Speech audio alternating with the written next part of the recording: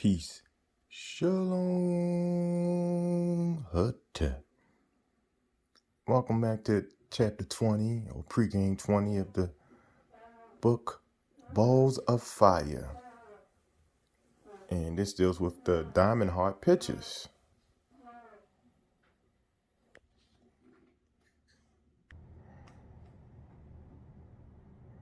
Don't forget the screenshot so you may read along with me.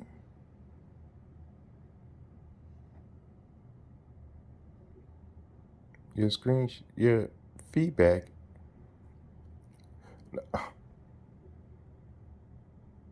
Also, don't hesitate to like, comment, and subscribe.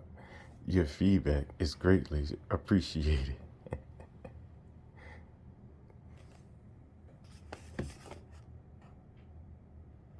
It's like in the middle, it's not very clear.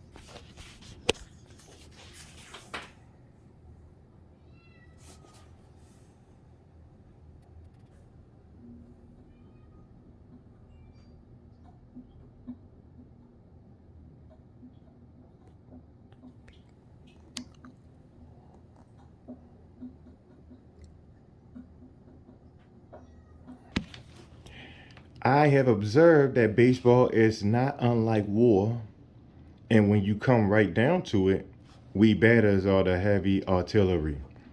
I had to fight all my life to survive. They were all against me, but I beat them and left them in the ditch. Ty Cobb. The Diamond Heart pitchers.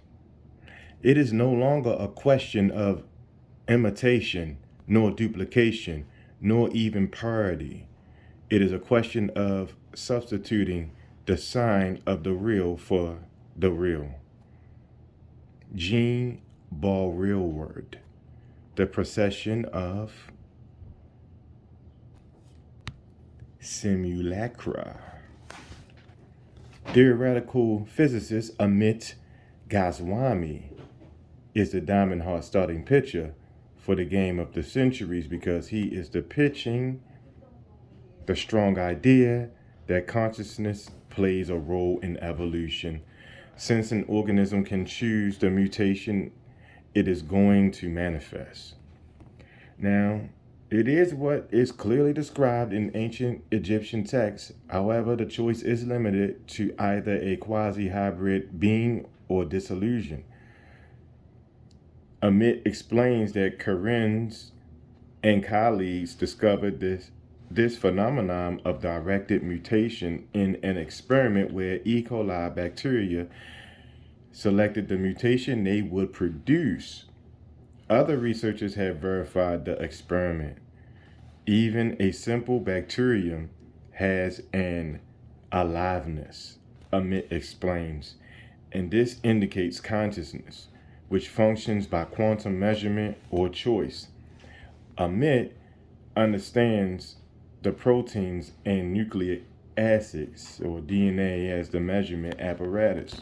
Survival is a conscious property of the cell. Put simply, consciousness is the ground of being, not matter. 1997. Quantum physics predicts probabilities rather than defines singular events, whereas quantum consciousness is the phenomenon of being conscious of an experience at the level of the simplest element or cell. Actually, other scientists support quantum consciousness. Stuart Hameroff and Roger Penrose present a model of consciousness stemming from microtubules functioning at the cellular level, inclusive of brain neurons. Henry P. Stapp also proposes a theory believing that quantum mechanics can accommodate consciousness. Physicists David Bohm and Basil Healy suggest that our consciousness has a rudimentary mind-like quality at the level of particle physics, which becomes stronger and more developed at subtler levels. Recent experiments have shown that quantum consciousness is not localized, it is non-local. Quantum objects influence each other instantly. Amit easily compares quantum consciousness to the Godhead of esoteric spiritual traditions. He believes that the consciousness is the measuring device that chooses from its own possibilities. He advocates quantum activism, or changing your worldview from a materialistic perspective to one based on quantum physics and the primacy of consciousness. Amit argues that this is the only way we can solve social problems such as global warming, terrorism, wars, and violence. He also discusses the problems of capitalism, democracy, liberal education, and religion. Capitalism is not bringing capital to everyone, but only the rich few. Democracy is for the people, not for political manipulation by a few. The media and rich corporations. Liberal education prepares students for jobs other design rather than for exploring meaning and religion and science. Religions have become less the institution for investigating and disseminating spirituality and spiritual values that they are supposed to be, and more like other mundane institutions lost in the search for power to dominate others.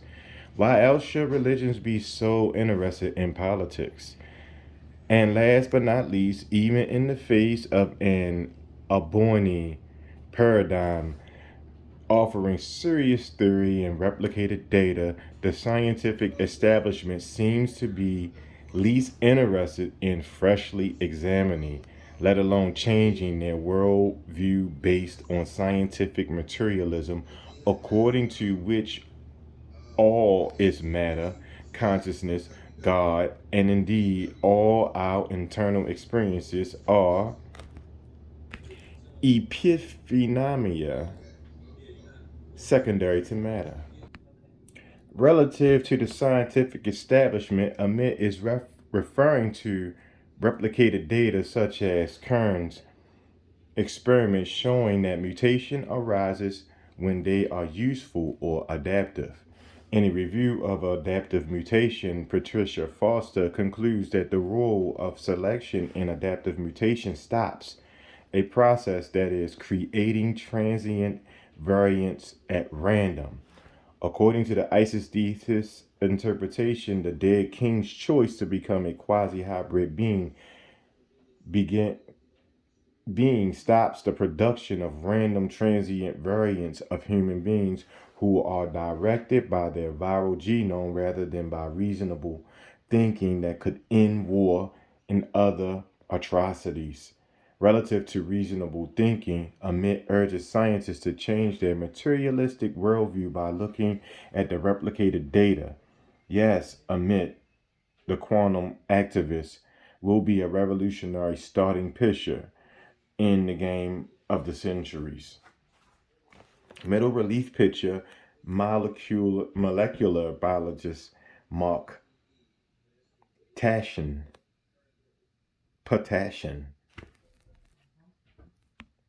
Molecular biologist Mark Potassian is an avid enthusiast of microbial processes. For this reason, he should excel at catching daisy cutters or batted balls that skim along close to the bacterial ground. In a book entitled Genes and Signals in 2002, Potassian and biologist Alexander Gann explain that control of gene expression operates by simple principles. In their chapter called Lessons from Bacteria, they targeted the protein DNA interaction of the lactose genes as well as the genetic switch of phage lambda, where cooperative binding between protein loops the DNA to accommodate the binding and make the switch highly efficient. These proteins or enzymes modulate or catalyze chemical reactions within cells. As the product of gene, enzymes, and structural proteins determine cell architecture and behavior. Expression of the gene is the process yielding the enzymes and proteins, but not all genes are expressed in all cells all the time. Often, signals from the environment determine which genes are expressed in a cell. Genes can turn on or off by proteins. This was the discovery in the 1950s of Francis Jacob Jacques Monod, Andrew Laoff, and others at the Institute of Pasteur in Paris. They studied two examples: our gut bacterium E. coli's ability to use the sugar lactose and the lifestyles of phage lambda, both of which are activated by environmental signals. Now, the isostasis interpretation supports that this correlated viral bacterial gene expression network provides the quantum niche for human transformation at a death transition. Relative to this environmental niche, Potassian and Gann provide the following brief summary of gene expression activated by environmental signals related to E. coli use of lactose and the switching of phage lambda's lytic lifestyle, where the phage rises from its dormant lifestyle on the E. coli host chromosome to take over the host replication machinery and clone phage particles.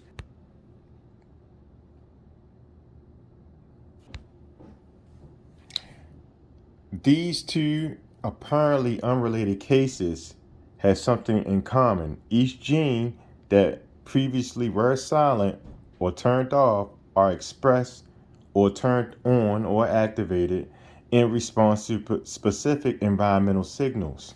The gene encoding the enzyme B galactosidase is silent until its substrate lactose is added to the medium.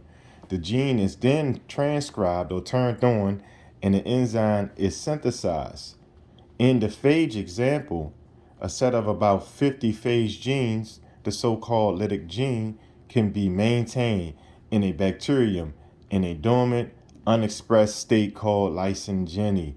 Those genes are transcribed in response to ultraviolet UV irradiation. As mentioned earlier, in the absence of its normal diet of glucose, E. coli will use lactose. The lactose regulatory protein called the repressor protein is a shapeshifter with two shapes. Allosteric, meaning other shape, is a mechanism by which the protein shape changes shape. The shape-shifting lac repressor can bind the DNA to prevent lactose metabolism in the cell when glucose is used by E. coli, or it can change its shape and bind allolactose, a metabolic derivative of lactose, to allow lactose metabolism in the cell. When it binds the DNA to stop lactose metabolism, The lac repressor loops the DNA in the shape of the Egyptian Ankh. Patashne and Yan explain that allostery is a very important mechanism by which signals can be interpreted by organisms. Now, if the isostasis interpretation of ancient Egyptian texts is correct, a human death transition is a process where the organic DNA of the dead king is part of the activating protein complex that interprets, regulates, and expresses lactose genes marked by the sign of the lac repressor protein looping the DNA in the shape of the Egyptian Ankh. In the viral self assembly process, the organic DNA contribution is probably the uptake of a reverse transcriptase, another environmental signal operating with lactose entry and UV irradiation.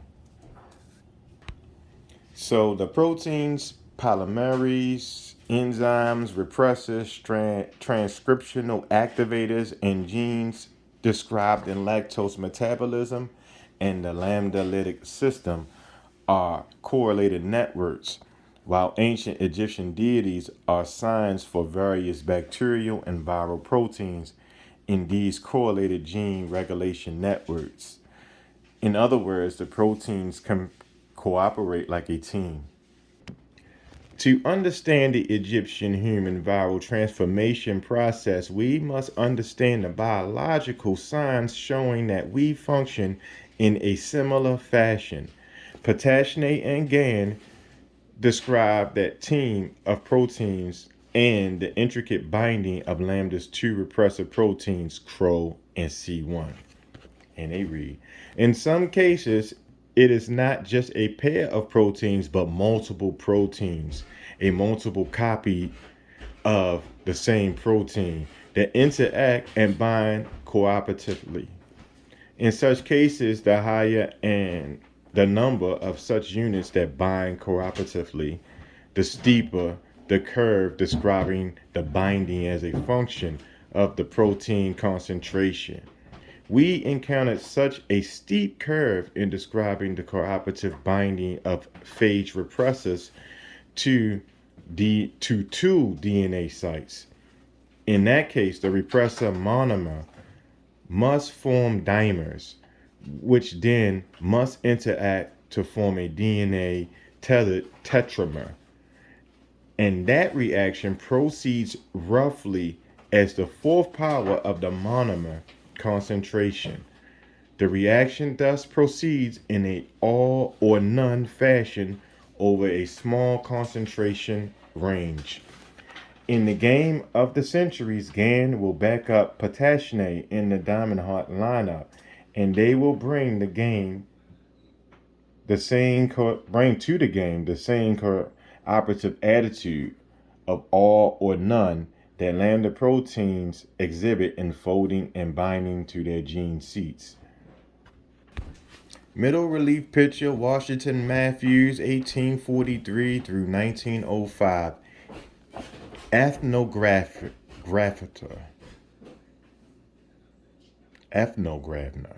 and linguistics on American Navajo Indians. The ceremony of the mountain chant, literally chant towards a place within the mountains, is practiced by Navajo shamans and reenacted in their 9-night ceremony in sand paintings. According to the myth as told by Irish ethnographer Washington Matthews in 1887, the Navajo hero ascends a hill to observe beautiful mountain peaks, and seeing this beauty, he feels lonely and homesick, singing that old age water, that flowing water. My mind wanders across it. After being captured by the Ute tribe, he shows them how to deceive deer with a mask and capture them. In time, he escapes the Ute, descends a cliff by means of a spruce tree with the magical help of a supernatural who advises the hero to retreat to the yonder small holes of his divine dwelling. The supernatural then blows a strong breath, creating a high-speed rainbow to cross the canyon to enter the hole of his dwelling. However, the interest of the hole is too small, so the supernatural blows on the little hole as it spreads instantly into a large orifice through which they both enter with ease. This myth is reflected in the 9-night ceremony Matthews witnessed on October 21st, 1884, where the Navajo created 4 sand paintings that mirror the mythical events. Matthews first observed the construction of a sod-covered conical lodge, which was eastern with an eastern door where upright eagle feathers, plumed wands, and collars of beaver skin and symbols of wings to be worn by the carriers were placed. Then the Navajo ground pigments for the sand paintings, writings that are erased in the patient healing process. In Matthew's account, the chanter informs him that the plumed wand of eagle feathers is a means of rising. The wing symbols on the arm will bear you onward. A beaver skin collar is a means of recognition, and the wand is a sign of coming from a holy place. On the last night of the 9-night Navajo ceremony, Matthew witnessed the creation of a large dark circle of branches about 40 paces in diameter, with the exterior core of branches 8 feet high opening to the east, which enclosed sacred ground. A central fire was ignited, and the dancers always circled clockwise around the fire as they performed their dances. During the ninth night of interest is the 6th dance of the standing ox, performed by 8 dancers who each bore in front of him, held by both hands, a wooden ark ornamented with eagle plumes. As in the 3rd dance, the dancers proceeded 4 times around the central fire in a line. The lead dancer had a whizzer stick tied to the end of a string. Then he constantly whirled, producing a rainstorm sound. Then, kneeling in 2 rows facing each other, the first of the 8 dancers advanced to the man who knelt opposite him. Placing his ark upon the man's head, Matthew describes the 6th dance as follows. When they stopped in the west, the 8 Caritas dancers went through various quadrille-like figures, such as were witnessed in the 3rd dance, and then knelt in 2 rows that faced one another. At a word from the rattler, the man who was nearest to him, whom I will call number 1, arose, advanced to the man who knelt opposite to him, with rapid shuffling steps and amid a chorus of Ch.20. Place his ark with caution upon the head of the latter, although it was held in a position of the friction of the pinion tufts at each ear, and by the pressure of the ends of the ark, now drawn closer by the subtending string. It had the appearance of standing on the head without material support, and it is probable that many of the uninitiated believe that the only magic influence of the oft-repeated word "thode," stand or stay, kept it in position. When the ark was secured in its place, number 1 retreated with shuffling steps to his former position and fell on his knees again. Immediately, number 2 advanced and placed on the head of the one who knelt opposite to him until all wore their beautiful halo-like headdresses. Then, holding their heads rigidly erect, lest their arks should fall, the 8 kneeling figures began a splendid, well-timed chant, which was accentuated by the clapping of hands and adjoined by the cars. Could this intriguing Navajo behavior have a possible microbiological parallel? If one guesses that the dark circle of branches is a sign of viral rolling circle replication, a type of DNA replication where a replication fork moves around a circular DNA molecule, unrolling a single stranded concatemer substrate for bacteriophage head assembly, then the circling dances may represent the single stranded concatemer, while the dark circles is a sign of the circular DNA molecule. This ceremonial dance seems to be a fairly good reenactment of lytic rolling circle replication for David Dressler in 1934 and 1970 explains that the replication of viral DNA involves a double-stranded circle synthesis followed by a period of single-stranded circle synthesis. If the dance is a reenactment of rolling circle replication, what is the significance of the clamping of arcs on the heads of 8 dancers in 2 rows? According to Tanner and colleagues in 2009 who observed rolling circle replication based on flow stretching of bacteriophage lambda DNA. As the replication reaction proceeds, the DNA attaching the circle to the surface is extended and stretched fully by hydrodynamic flow of buffer. A dramatic increase in rate and processivity is seen to increasing in temperature as the circle rolls. Tanner and colleagues continue DNA replication is a fundamental biological process that requires the coordinate activities of a large number of enzymes organized in a multi-protein assembly termed the replisome. Matthew's description of the 2 rows of dancers, sign of double-stranded DNA having arcs clamped on their heads, phage lambda, phage head assembly, and rolling circle replication seems to mirror the process DNA synthesis performed by a replisome. Johnson and O'Donnell in 2005 explained this clamping process in their abstract. And they read, DNA replicates a multi-component machine that have evolved clever strategies to perform their functions. Although the structure of DNA is elegant in its simplicity, the job of duplicating it is far from simple.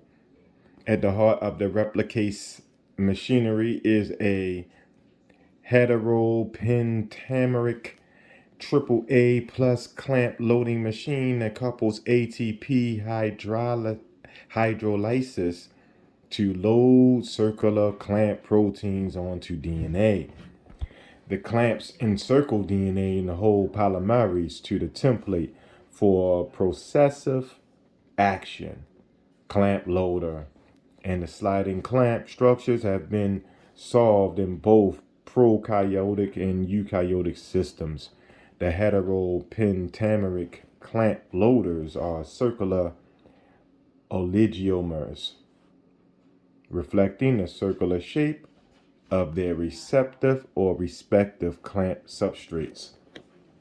So perhaps the 6th dance on the 9th night represents viral rolling replication, circular phage head assembly, and the replisome clamping machine that advances the replication fork. Yet the symbolism of this dance becomes more interesting relative to Matthew's observation of homosexual group simulations of canine coitus during the dark circle of branches ceremony, which was originally suppressed from Matthew's text.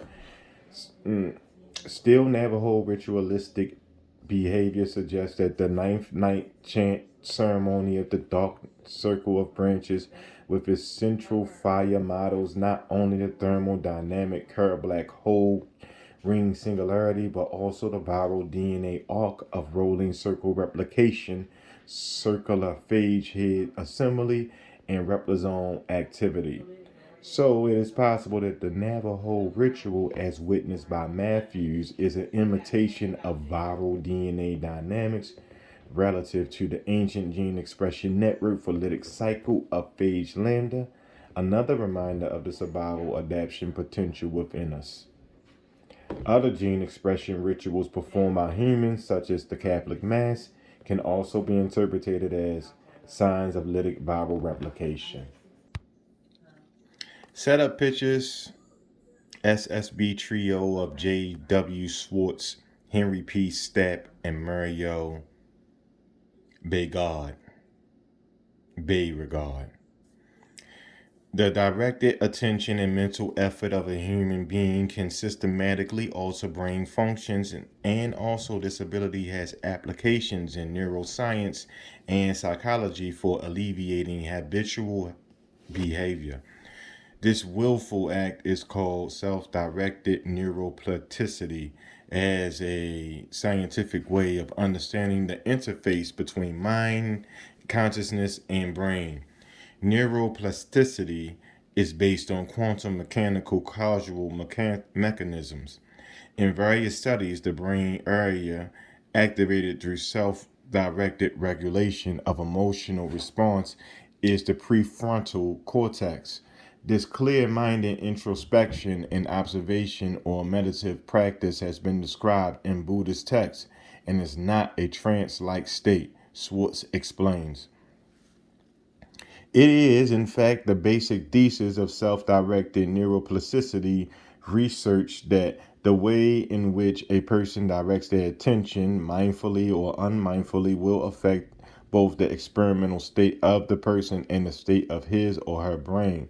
The existence of this close connection between mental effort and brain activity flows naturally out of the dynamic principles of contemporary physics, but is, within the framework of classic physics, a difficult problem that philosophers of the mind have been intensively engaged with, particularly for the last 50 years. Schwartz and colleagues explain that from the perspective of classical physics, the slideshows of thought, ideas, and feelings are either epiphenomenal or products of brain activity. Mind emerges from brain or matter. Of these conscious experiments are the same pattern of motion in the tiny parts of your brain. As Amit Ghazwani explained earlier, quantum mechanics allows a conscious choice from possibilities. In The Mind and the Brain in 2002, neuropsychiatrists Jeffrey Schwartz and Sharon Begley explained their concerns over materialistic claims that free will died from Freud and that the mind does not exist. Against materialistic determinism, they describe how neuroplasticity means new neural paths in the brain, new roles for the brain, and changing brain functions. They argue that we are not machines. So without the pressure of biopower, perhaps free will or concentrated mental effort can restore us to a status where we are not slaves to our genes. Using brain imaging technology, Jeffrey Schwartz, theoretical physicist Henry Stapp, and neuroscientist Mario Beauregard support the quantum physics clearly supports the role of directed attention or mental effort into brain functioning, whereas classical physics relies on an older view about fundamental ideas of the natural world that have been shown to be incorrect during the last 75 years. So, based on the Copenhagen interpretation of quantum theory, as extended by von Neumann, mental action can change brain activity in a way that works with the laws of quantum physics. That is, consciousness can collapse the wave function as von Neumann believed. As an example, Beauregard and colleagues used cognitive behavioral therapy for phobia of spiders. By changing the person's mind, changes were observed in the individual's prefrontal cortex.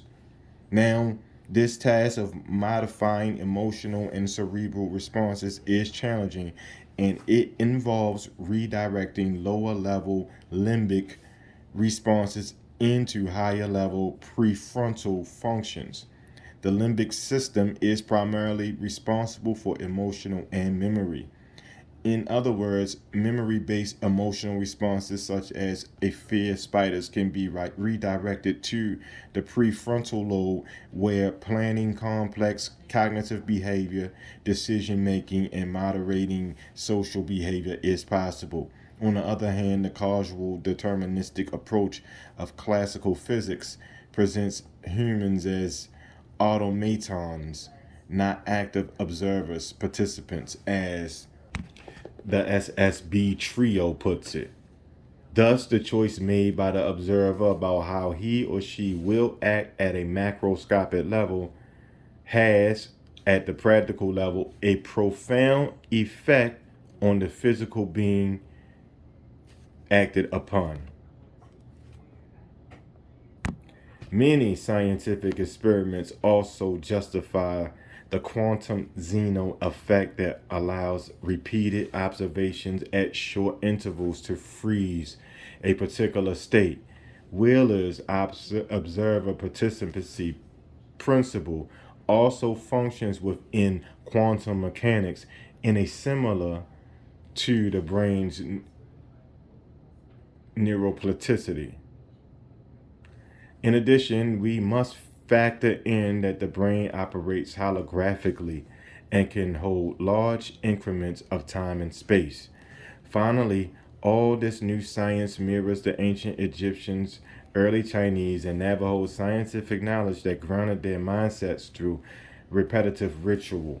So perhaps the propaganda of biopower can be overcome by willful decision making based on scientific knowledge and a clear focus. Nonetheless, in the game of centuries, it is going to be very difficult to beat a pitcher that monitors his neuroplastic brain. If the directed attention and mental effort of a pitcher can systematically alter brain functions, then perhaps the following question can be put to nature: which team is going to win the game of centuries? That brings us to an end of chapter 20. When we return, we will be on chapter 21 or pregame 21, and we will be covering the closers. Thank y'all for coming out. God bless you. Good night.